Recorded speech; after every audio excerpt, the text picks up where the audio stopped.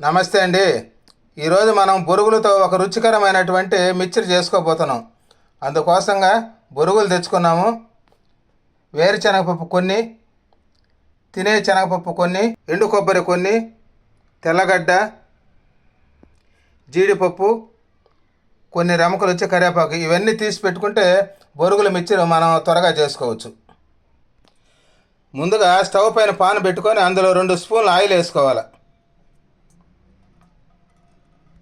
మనం తీసి పెట్టుకున్న పల్లీలను అందులో వేసి దోరగా వేయించుకోవాలి.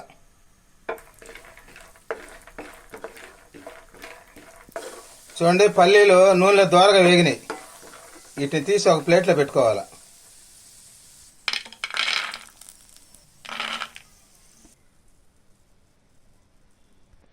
అదే పాన్లో మనం తీసి పెట్టుకున్న తెల్లగడ్డను వేసి వేయించుకోవాలి.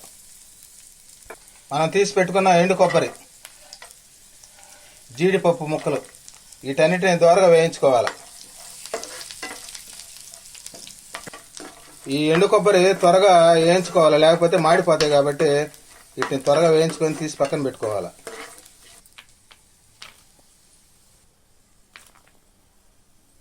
అదే పాన్లో మనం తీసి పెట్టుకున్న తినే శనగపప్పును కూడా వేసి వేయించుకోవాలి.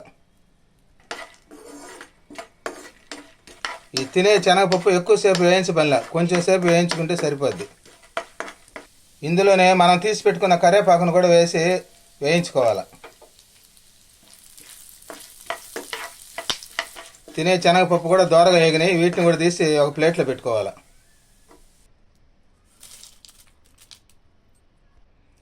ఈ పల్లీలు ఇవన్నీ వేయించినట్టు ఒక ప్లేట్లోకి తీసి పెట్టుకున్నాం. వీటిని తీసి పక్కన పెట్టుకోవాలి. ఈ పాన్లోనే 1 స్పూన్ ఆయిల్ వేసుకోవాలి. ఇందులో కొంచెం పసుపు వేసుకోవాలి. ఇందులో మనం తీసి పెట్టుకున్న బొరుగులను వేసుకొని దోరగా వేయించుకోవాలి. ఈ పసుపు వేసినందువల్ల మనకు కలర్ఫుల్గా వస్తుంది. అంతేకాకుండా పసుపు యాంటీబయాటిక్గా పనిచేస్తుంది, ఆరోగ్యకరమైనటువంటిది. అన్నీ కలిసేటట్టుగా కలుపుకోవాలి. వైట్ అనేది ఉండకుండా కలుపుకోవాలి. ఈ బొరుగులు మాడకుండా చిన్న మంటపైనే దోరగా వేయించుకోవాలి. కొన్ని చోట్ల ఈ బొరుగులను మరమరాలని కూడా అంటారు. ఇందులో 1 స్పూన్ ఆయిల్ వేసుకోవాలి.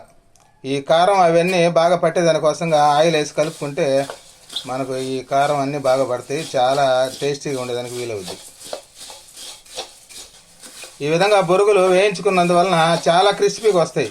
చూడండి, ఆ బొరుగు నట్టంటే కరకరమని సౌండ్ వస్తుంది. చూడండి, ఆ విధంగా వేయించుకుంటే చాలా టేస్టీగా ఉంటాయి. తినేదానికి కూడా చాలా రుచికరంగా ఉంటాయి.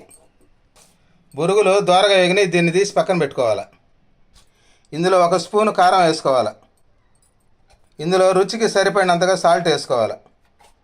1/2 టీ స్పూను జీలకర్ర పొడి, కొద్దిగా chaat masala powder, 1 spoon garam masala powder, మనం ముందుగా వేయించి పెట్టుకున్న పల్లీలు వీటన్నిటిని కూడా అందులో వేసుకోవాలి. ఈ మరమరాల్లో ఇవన్నీ కలిసేటట్టుగా కలుపుకోవాలి. ఇవన్నీ కలిపినందువల్ల చాలా రుచికరంగా ఉంటాయి. ఈ విధంగా మరమరాలతో మనం చేసుకోగలిగితే వీటిని ఉదయం పూట సాయంత్రం స్నాక్స్గా చేసుకొని తినొచ్చు.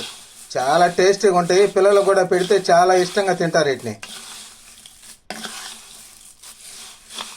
ఇలాంటి ప్రతిరోజు మీకు ఈజీగా చేసుకునేది చేసి చూపిస్తుంటాను.